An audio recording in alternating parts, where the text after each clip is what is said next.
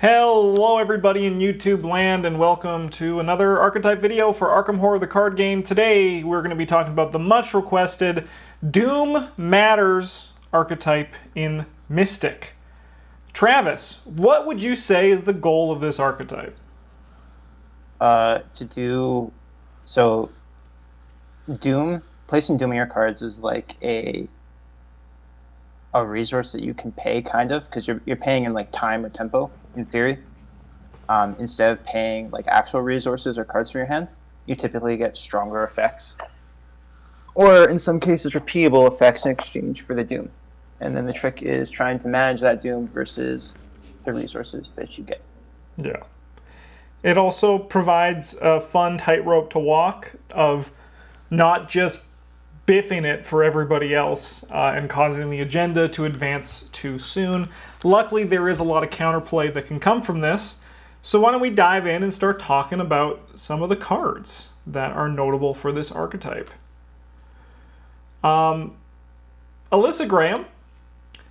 She was released in the Dunwich Legacy, and she just gives you +1 book, which can be helpful for some Mystic investigators. It has become less powerful over time now that there's a mass plethora of spells that you can use your brain to get clues with. But that still is a helpful stat boost. But the Doom side of hers is a lightning bolt. You can exhaust her to look at the top card of either the encounter deck or any player deck. You may then add 1 Doom to her to place the looked at card on the bottom of its deck. So if, say, for example, you hate the card you're looking at and you can kill Alyssa Graham next turn or remove the Doom in another way, or if you're just like, I can take advantage of this Doom, which we're going to see with some other cards, just put that card on the bottom. It's something that you can do with Alyssa Graham. Which one of you guys? In particular in 2 characters' decks, most notably Gloria's, boosting her book up to 5, I believe. Yes. And also allowing you to look at cards from the encounter deck. And she's also quite good in some Marie Lambeau builds, obviously having the Doom synergy, but also boosting her book up to 5, making that a viable option for investigating. Which one of you guys want to talk about, David? Bryn can. Spin, David, spin! So David Renfield is a 2-costed ally who gives us +1 brain as long as he has at least 1 Doom on it. How are we going to get Doom on him, you ask? Well, if we finish reading the card, we'll find out. We can, as a lightning bolt effect, exhaust him and place 1. We may place 1 Doom on him. That part is like kind of important. To gain 1 resource for each Doom on David Renfield. So he is a money engine, but we have to balance that against, like, do we have a way to remove the Doom from him or kill him?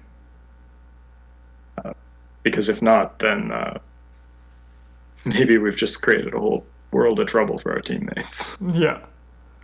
Luckily, with 1 horror, he's pretty easy to kill. Yes. Yeah, he is not. He goes down like a sack of potatoes. But like the money this guy gives you is crazy. He gives you cash like nobody else. It's crazy. It's nuts. It is pretty crazy. And it's also... Oh, Travis? I didn't say anything. Oh, I thought you did. You know, we're recording at a distance. It's the brain hears things. It's also very easy to get Doom on him when you need to start seeing those synergies, which a certain investigator, which we'll be talking about right away, the sooner you can get Doom somewhere, the more you can take advantage of things. Travis, why don't you talk about the Arcane Initiates?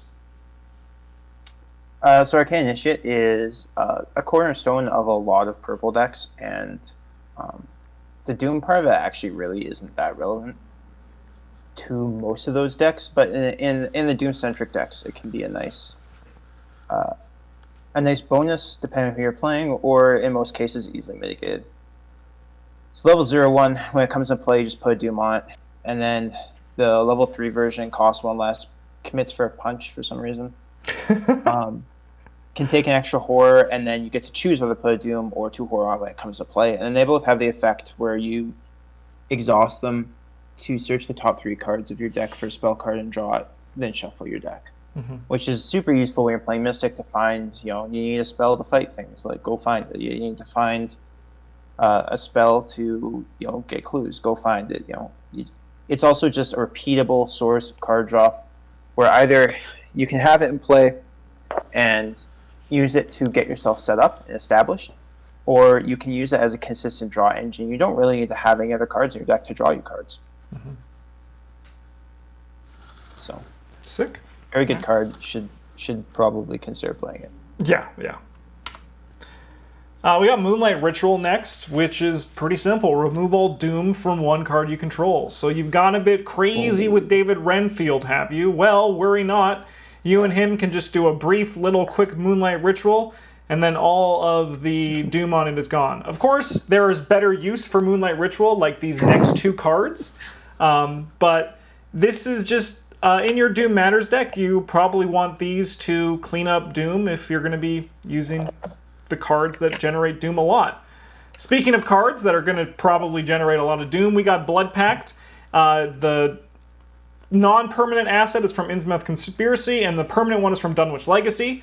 The non-permanent one costs 2. It's in your deck, and as a lightning bolt, you can add 1 Doom to it to get +1 Brain or +1 Fist. Limit once per test, but the permanent one, where this gets really juicy, is Lightning Bolt, add 1 Doom to it, you get +3 Brain or +3 Fist. Those are really high numbers, especially for the class that wants to use their brain for everything. +3 is a lot. It's a lot. For the...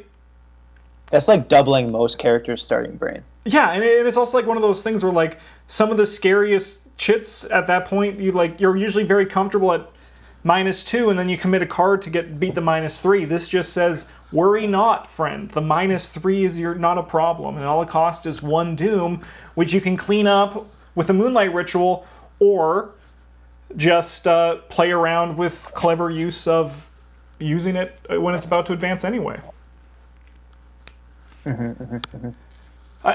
And there was that joke I said about David Renfield and Moonlight Ritual. I really unless David Renfield, you can't get rid of him in any way, your Moonlight Ritual is probably better spent on things like your Blood Pact. So I just have to say that, just so you know. In a pinch, if you're going to advance and you can't stop David, do it. But if David has 2 Doom on him and you have 6 Doom until you advance, that's not what your Moonlight Ritual's for. I think that's just very important for you to know when you're playing this archetype. Yeah, it's like our rules with Warder Protection or Deny Existence. It's don't commit them. Sometimes you have to, but don't. Yeah, just don't. Travis, I think it does depend a little bit the situation you're in. If your deck is very resource hungry and you need the money, you could just play Moonlight Ritual as a different emergency cache. Potentially. Yeah, in conjunction with David. Yeah. David, not David, you're Travis. Travis, you've played a lot of Marie Lambeau. Why don't you talk about her? So Marie is normally we don't have investigators here, but Marie gets a special mention because of her ability where she gets an extra action to use playing spells or using an action ability on a spell card, as long as there's Doom on any card you control. So your David Renfield counts, your Blood Pact counts. If somehow you get one on Marie, that counts. You just get an extra 33% turn, kind of playing the game with her if you're using the Doom archetype. Yeah, and you're gonna have spells. You don't have to go that all in on it. It's super easy to just pop David Renfield and Arcane Initiate into your deck and be yeah, that's cool. Yeah, definitely. And then if you ever draw the Elder Sign with her and you get to just remove Doom from cards, that also is pretty sweet as well. Or put one on. Or put one on if you need it. Yeah, or if you're just griefing, you can do that too. It's not always griefing. Sometimes you drafted a Marie deck and you don't have many options for putting Doom on your cards, and that's how you get it on your Marie card. Yeah, in which case then that is definitely warranted and a good thing to do. Travis, I recognize one of these cards, so I'm going to hand this one to you. Okay, so the first 2 are tomes. First one, the Vermis Mysterious from the Circle Undone. It's a tome that I don't think any of us have ever played with before, potentially. But basically, as an action, you can exhaust, put a Doom on it to either play a spell or insight event from your discard pile, reducing its cost by 1. And then after that, you move it from the game. So it's really neat in an event-heavy deck where you can just reuse your spells and insights. Quite conveniently, Marie gets to play yellow cards, of which there are many insights, and purple cards, of which there are many spells. So And insights. And insights, yes. There's also insights in purple. Bryn is correct. Yeah, so it just kind of lets you get double duty out of your spells. I think it also functions in other decks too. Someone like Daisy can play it quite well because it's only level 2. So any of those like off-color investigators can play it to get double duty out of their stuff, just as long as you have a plan for the eventual Doom build-up. Yeah. Yeah, this card is real cute with Moonlight Ritual, which is both a spell and an insight. Oh baby. Oh baby. So like you can use this to gun a bunch of effects out of your discard pile, and then when it becomes a problem, just use it to play your Moonlight Ritual again. Yep. That's next one's Abyssal Tome. This one's also a one-hand taking up tome that costs 2 and is 2 experience. This one's from the Innsmouth Conspiracy. And as an action, you can exhaust it to fight using either your book or your brain for this attack instead of your punch.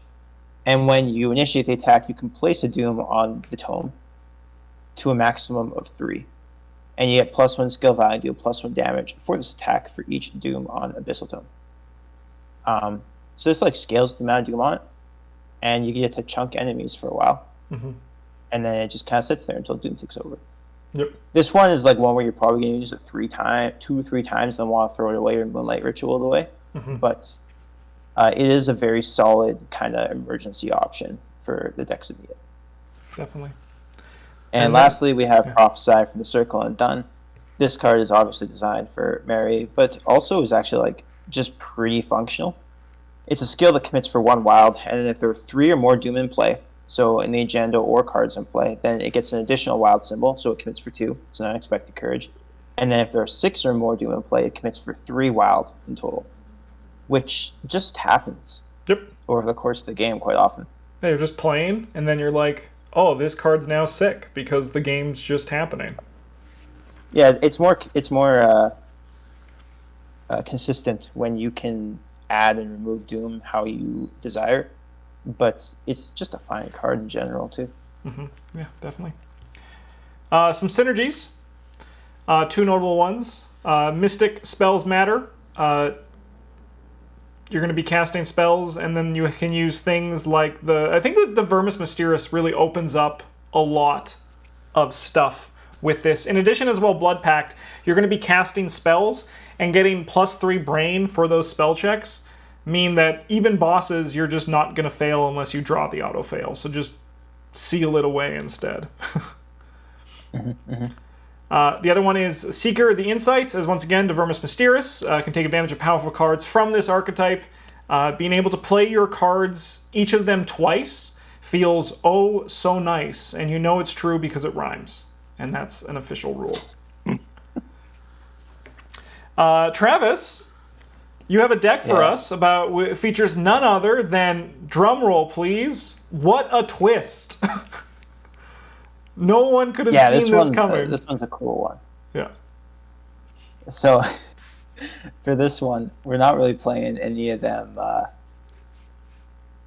Garbo spells that sit in play, spell assets. We're playing Mind's Eye instead. To make it, to boost up mostly your punch and your foot. Mm-hmm. For when those are necessary. We've got the Vermis Mysterious and the Abyssal Tome for like the things that we discussed earlier. Are spells that we can get back, and basically this deck is trying to just read the signs and Spectral Razor over and over again, and then, or as often as possible. And then Mind's Eye gives you like massive boosts, not massive, but like large boosts instead. And like on this note as well, because just you like can. So like I I'm pretty sure this is how this works, Mhm. but you can play Spectral Razor and use your Mind's Eye to test your brain instead of your fist, and then also add your brain value to your brain value. So you get the test at 8. I'm pretty sure that was the intended design of this deck. And then other than that, just kind of like replaying your Moonlight Rituals, recycling No Stone Unturned. Sacrifices there as an alternative to Moonlight Ritual to dump that stuff out. Of course, we've got Blood Pact here to boost up the brain and consistently have Doom for that extra action to play our Read the Signs of Spectral Razors. Our Arcane Initiates and David Renfield provide card and resource economy, respectively. And then Research Librarian is here to ensure that we can find our Abyssal Tome in particular to kill things, especially if we need to get rid of it. And also the Vermis Mysterious if we don't already have one. Yeah, this one's like... the Alter Fate is like also here as a spell to just... It's a nice... Like, it's pretty good with the Vermis Mysterious where you can use it to just burn away any problem treacheries that your team might have. Yep. You know? It also... it even opens up the thing where, like... Because Alter Fate, it's even just a... You're not going to be casting Alter Fate too much in a campaign. So, like... But with the Vermis Mysterious, you can now... you can even like commit the Alter Fate to help someone pass a test, and then play the Alter Fate from your discard pile to get rid of something in front of them, right? With the Vermis Mysterious, while taking advantage of the Doom in play. There's a lot of... I think it's a good fit. I think it's nice in here. Yeah, I really wish I'd looked at this list before we did it, because this one was a little bit bumpy to go through. It's been a long time since I built this. Well, just you wait, Travis, until we're recording these in May, and I pull up some rogue deck, and you're like, oh, what was I fucking thinking? Yeah, no, like this one it's a little bit gimmicky, but I think it's a cool deck, and it should be like, I think it would work. It could maybe use like another spell that actually does something instead of a shortcut potentially, or like another insight. I guess you can only have 5 yellow cards level 0, so. I think no, I think this is it's like definitely a jack of all trades, more supporty deck, but I think it's cool.